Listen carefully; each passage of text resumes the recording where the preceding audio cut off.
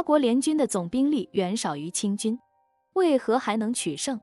公元1900年，八国联军打进了北京，慈禧太后携光绪皇帝及满清贵族逃到了西安。八国联军攻进北京之后是烧杀抢掠，无恶不作。最终，清政府由李鸿章出面和八国列强谈判，于1901年9月被迫签订了丧权辱国的辛丑条约。清政府向列强赔款 4.5 亿两白银，史称庚子事变。那么1900年，八国联军一共出动了多少军队来侵略中国呢？网络上传播最广的是，八国联军出动了21800人，仅用10天时间就攻入了北京。而另一个说法呢，是八国联军共集结兵力49000人。不管是以上的哪种说法吧，我们可以肯定的是，八国联军的人数是远远少于清军的。但是为什么他们能够轻易的取胜，攻进北京城？首先是清朝最高统治者的决心是关键。慈禧太后对待洋人的态度是既怕又恨，从第一次鸦片战争的狂妄无知，到战后的拒敌，清政府走向了2个阶段。有了这样的统治者，上至王公大臣，下至普通士兵，人人听到洋鬼子来了，第一件事就是害怕，第一个能想到的就是逃跑。这就是所谓的兵熊熊一个，将熊熊一窝呀。其实我们晚清的时候不是没有武器，洋枪洋炮军火库里都有。假如把这些武器发给义和团，或许能抵挡一阵子，弄不好这洋人还真的难以得逞呢。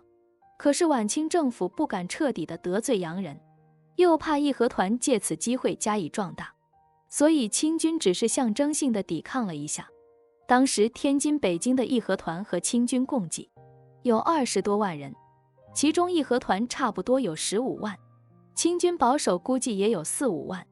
可是清政府的腐败不会让军民团结一致对外的，而慈禧更是被私欲冲昏了头脑，拿着老百姓的生命当儿戏。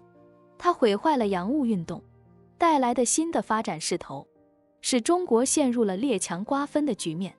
而且八国联军取胜的关键是在于速度快和战力强，他们主要是用军舰来输送部队的，想打到哪里很快就能到达。而清军依靠的是马匹和步行来调动军队，这无法适应八国联军的快节奏。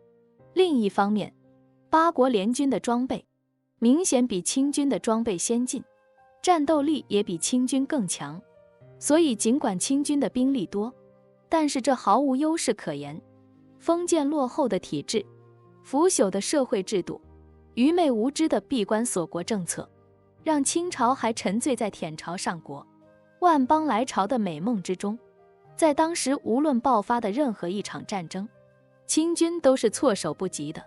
马格尔尼在访问清朝之后，早就做出过准确判断，那就是清朝实际上是极度虚弱的，好比是一艘破烂不堪的头等战舰，要击败它不费吹灰之力。决定战争胜负的因素有很多，比如我们经常说起的士气、装备训练水平等等。而在这些方面，清军是毫无优势可言的。当然还有最重要的一点，那就是最高统治者的决心。如果这些都没有，那打胜仗岂不是天方夜谭吗？欢迎关注我的频道，这样就不会错过更多精彩内容。